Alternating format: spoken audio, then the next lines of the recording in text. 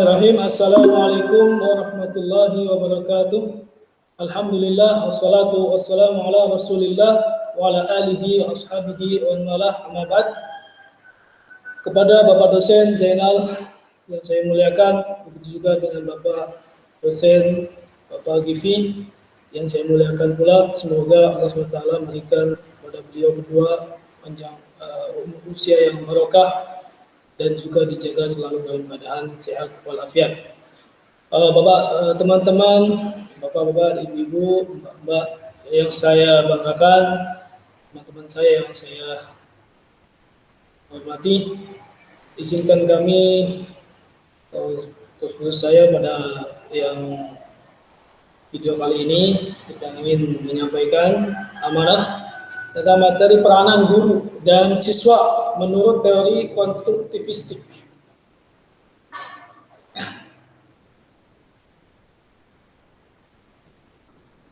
Yang pertama, peranan guru menurut teori konstruktivistik oleh Asyik Budiningsih tahun 2005 yang kita dapatkan di dalam website asyikbelajar.com. Beliau berpendapat bahwa dalam belajar konstruktivistik, peranan guru atau pendidik diantaranya adalah pertama, membantu agar proses pengkonstruksian pengetahuan oleh siswa berjalan lancar. Yang kedua, untuk membantu siswa untuk membentuk pengetahuannya sendiri. Yang ketiga, lebih memahami jalan pikiran atau cara pandang siswa dalam belajar. Yang keempat, untuk menumbuhkan kemandirian dengan menyediakan kesempatan untuk mengambil keputusan dan bertindak. Dan yang kelima, untuk menumbuhkan kemampuan dalam mengambil keputusan dan bertindak dengan meningkatkan pengetahuan dan keterampilan siswa.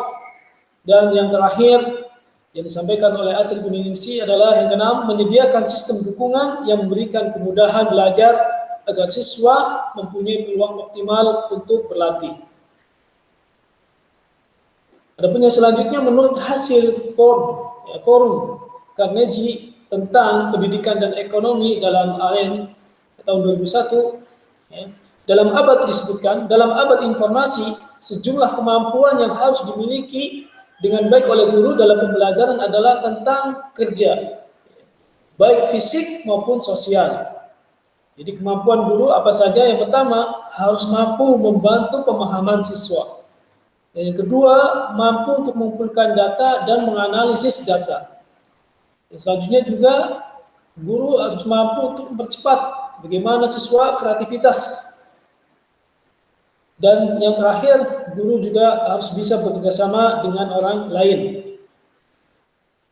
Baik, sejalan teman-teman sekalian, sejalan dengan pengetahuan yang diperlukan pendidik untuk mendukung profesinya dan menghadapi tantangan dan begitu juga kemajuan pengetahuan dan teknologi, maka sepatutnya, seharusnya, selayaknya para guru dapat belajar sepanjang hayat. Para guru memang tidak dituntut untuk menguasai seluruh pengetahuan, namun hendaknya memperoleh pengetahuan yang cukup dan memaknainya sesuai dengan kebutuhannya. Begitu juga para guru diharapkan bertindak atas dasar berpikir yang mendalam, bertindak independen dan berkolaborasi dengan koleganya. Dan guru siap juga untuk berkontribusi dalam pertimbangan-pertimbangan kritis. Dan teman-teman juga sebagai guru, sebagai anggota masyarakat juga, maka para guru diharapkan memiliki pengetahuan yang luas dan pemahaman yang mendalam, serta memiliki keragaman model atau strategi pembelajaran, sehingga akan menghasilkan pembelajaran yang baik. Pemahaman guru tentang konsep pembelajaran berdampak pada proses mendesain pembelajaran itu sendiri. Jadi menjadikan hal ini menjadikan pekerjaan yang menantang. Jadi tidak hanya sekedar asal mengajar, tetapi harus benar-benar mengkonsep dan juga mendesain pembelajaran. Ini maka bukan suatu masalah, tetapi ini adalah suatu tantangan bagi guru. Jadi konsep pembelajaran ini menjadikan proses mendesain pembelajaran ini menjadi pekerjaan yang menantang. Jadi dibawa enjoy saja, dibawa enak. sehingga tidak terbebani. Peranan guru tidak lebih dari sebagai fasilitator, suatu posisi yang inilah yang sesuai dengan pandangan konstruktivistik. Hanya sebagai fasilitator, tidak menyuapi kepada para siswa, hanya fasilitator saja. Maka perlu diperhatikan juga, tetapi tugas guru sebagai fasilitator tentunya ini relatif lebih berat. Ya, seolah-olah sepintas sebagai fasilitator saja, seolah-olah ringan, tapi sebenarnya ini justru lebih berat dibandingkan hanya sekedar mentransfer ilmu, mengajarkan saja. Jadi di sini sebagai fasilitator. Oleh karena itu, konsekuensi guru sebagai fasilitator adalah dia sebagai perancang model, pembuat model, dan juga dia pelatih sekaligus sebagai pembimbing. Dan teman-teman sekalian yang saya hormati, yang saya banggakan, di samping sebagai fasilitator, seorang guru secara spesifik, ya, maka peranan guru dalam pembelajaran adalah sebagai expert learner, sebagai manajer, dan juga sebagai mediator. Jadi peran guru sebagai expert learner perlu didukung dengan beberapa hal. Di antaranya guru memahami, mendalami tentang materi pembelajaran. Ini suatu hal yang harus mendalami materi. Yang kedua, menyediakan waktu yang cukup untuk membimbing siswa. Harus disempatkan, bukan sisa waktu saja. Guru menyediakan masalah dan alternatif solusi terhadap masalah tersebut. Begitu juga guru memantau proses belajar dan pembelajaran. Tidak dilepas begitu saja. Guru juga merubah strategi pembelajaran ketika memang dipandang belum mencapai tujuan pembelajaran. Begitu juga guru berusaha mencapai tujuan kognitif, metakognitif, afektif, dan juga psikomotor siswa. Ini aspek-aspek yang harus diperhatikan oleh seorang guru. Sebagai manajer selanjutnya, maka guru berkewajiban memonitor, memantau, memonitor juga disiplin kelas, memonitor ketepatan penggunaan waktu siswa dalam menyelesaikan tugas.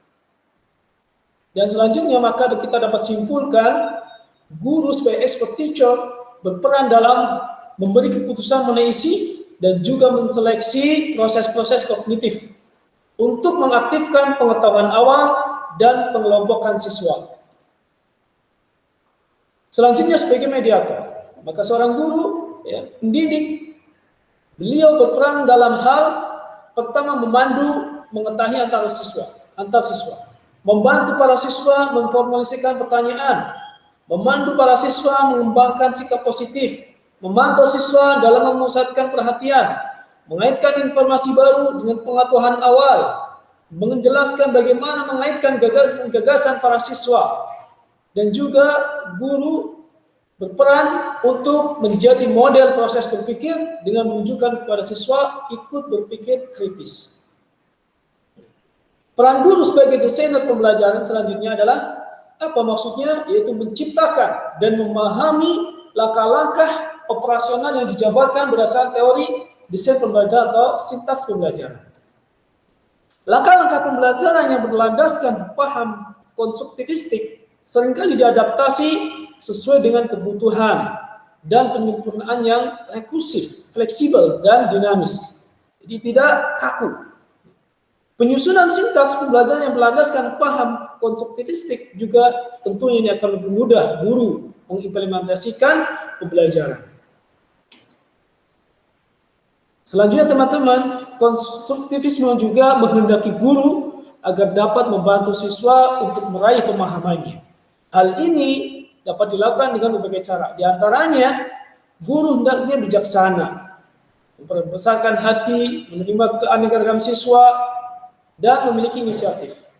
Guru juga hendaknya menggunakan sumber primer, menggunakan data-data acak, dan juga dalam mengemas pembelajaran hendaknya guru menggunakan istilah seperti mengklarifikasi, menganalisis, dan seterusnya. Guru juga mengizinkan siswa untuk merespon ketika pembelajaran berlangsung, mengubah strategi institusional, mengubah materi pelajaran yang dipelajari, dan begitu juga guru hendaklah membimbing siswa dalam menemukan pemahaman konsep siswa sebelum mereka bertukar pikiran tentang pemahaman konsep dengan sesama mereka. Konstruktivisme menghendaki guru dapat membantu siswa untuk meraih pemahamannya, dan ini lanjutannya, yaitu diantaranya selanjutnya dengan apa? Dengan guru mendorong siswa untuk berperan aktif dalam diskusi. Guru mengarahkan siswa dalam menyelidiki dengan bijaksana dan mengarahkan. Guru juga mengolaborasi respon siswa yang bersifat mendasar. Guru mengarahkan siswa untuk bereksperimen. Guru memberikan waktu tunggu setelah pertanyaan. Guru menyediakan waktu bagi siswa untuk mengkonstruksi hubungan dan menciptakan kiasan. Dan begitu juga guru mengarahkan keinginan siswa melalui siklus belajar. Dan teman-teman selanjutnya, guru turut menentukan kualitas output. Ini sudah pasti barang tentu. Walaupun konstruktivistik ini intinya pada siswa, namun tetap guru ini sangat menentukan. Melalui proses pengelolaan pembelajaran mulai dari raw input, instrumen input, dan environment input dengan baik, maka akan menghasilkan output yang berkualitas. Proses yang baik akan menghasilkan siswa-siswi yang baik, insyaallah ta'ala. Raw input dalam proses pembelajaran adalah siswa dengan karakteristik fisiologis dan psikologis yang merancang pembelajaran, mengevaluasi pembelajaran, dijadikan sebagai refleksi untuk memotivasi siswa agar lebih giat belajar. Salah satu praktik pendidikan di sekolah yang mesti diubah tentunya adalah menjadikan kebiasaan siswa yang bersifat konsumtif, ya, mencatat, mendengar, meniru seperti itu, ya, diubah menjadi kebiasaan siswa yang sangat bagus, yaitu untuk beraktivitas, mengembangkan sendiri gagasan-gagasannya, menulis gagasan, merancang, meneliti, memecahkan masalah, menemukan rumus, dan inilah budaya produktif. Ini yang harus dirubah. Dan melalui budaya produktif ini, maka diharapkan siswa mampu mencari makna tersendiri dari apa yang telah diketahui dan apa yang dapat dikembangkan. Sehingga otomatis siswa tetap belajar walaupun ya tanpa harus menunggu dari para guru. Selanjutnya peran siswa. Setelah kita sampaikan peran guru, sekarang peran siswa dalam proses belajar pada teori konstruktivistik apa saja? Ya, menurut pandangan konstruktivistik, belajar merupakan suatu proses pembentukan pengetahuan. Jadi belajar adalah bentuk ya, suatu proses pembentukan pengetahuan, bukan hanya sekedar transfer. Jadi peran siswa dalam proses belajar pada teori konstruktivistik ini ya, bisa kita lihat ya, konstruktor aktif pembentukan pengetahuan melalui kegiatan seperti berpikir, menyusun konsep, memberi makna, ya. Dan guru memang dapat dan harus mengambil prakarsa ya, untuk menata lingkungannya, memberi peluang optimal bagi terjadi belajar. Guru ya, yang awalnya ini menjadikan siswa bagaimana kondusif. Yang selanjutnya memang paradigma konstruktivistik memandang siswa sebagai pribadi yang sudah memiliki kemampuan awal sebelum mempelajari sesuatu. Nah, kemampuan awal tersebut akan menjadi dasar dalam mengkonstruksi pengetahuan yang baru. Oleh sebab itu, teman-teman semuanya, meskipun kemampuan awal tersebut masih sangat sederhana atau tidak sesuai dengan pendapat guru, maka sebaiknya diterima, dihargai, dan dijadikan dasar pembelajaran dan pembimbingan. Dan lanjutannya yang kedua, yaitu peran siswa, si belajar, yaitu siswa memaknai atau menyusun pengetahuan dari pengalaman konkret, realitanya yang ada dihadapi oleh siswa-siswa. Ya. Aktivitas kolaboratif, refleksi, serta interpretasi untuk melalui pertanyaan atau pandangan isi belajar, sehingga siswa bisa memiliki pemahaman yang berbeda terhadap pengetahuan yang dipelajari. Dia akan berpikir, tidak memakan, tidak menelan mentah-mentah. Selanjutnya yang ketiga peran siswa, ya, siswa menjadi pusat kegiatan belajar dan guru sebagai fasilitator. Dan inilah inti dari teori konstruktivistik. Jadi siswa pusatnya, adapun guru yang mengarahkan. Kadang guru harus mengambil prakarsa untuk menata lingkungan agar terbentuk proses belajar yang optimal. Ya, kondisi ini menyebabkan siswa termotivasi. Jadi guru membuat kondisi yang sangat bagus, bagaimana agar siswa semangat untuk mengembangkan diri. Dan teman-teman semuanya, agar peran siswa sebagai konsumen ya seimbang dengan peran produsen, maka dibutuhkan guru yang berperan sebagai fasilitator yang mampu melaksanakan pengajaran edukatif. Jadi diarahkan sehingga siswa akan bisa mengonsumsi dan memproduksi pengetahuan yang bermanfaat bagi mereka untuk mengembangkan pengetahuan mereka. Jadi kesimpulannya teman-teman dari peran guru dan siswa menurut pandangan konstruktivisme ini adalah yang pertama, peran siswa itu sebagai konsumen. Ya, gagasan ini telah bergeser dengan teori ini, yaitu dari tanya konsumen sebagai produsen. Jadi tidak hanya sekedar mengambil ilmu pengetahuan, tapi dia bisa mengolah, bahkan bisa menimbulkan pengetahuan yang baru dengan akal mereka, dengan telaah mereka, dengan diskusi mereka dengan teman-temannya dan sebagainya.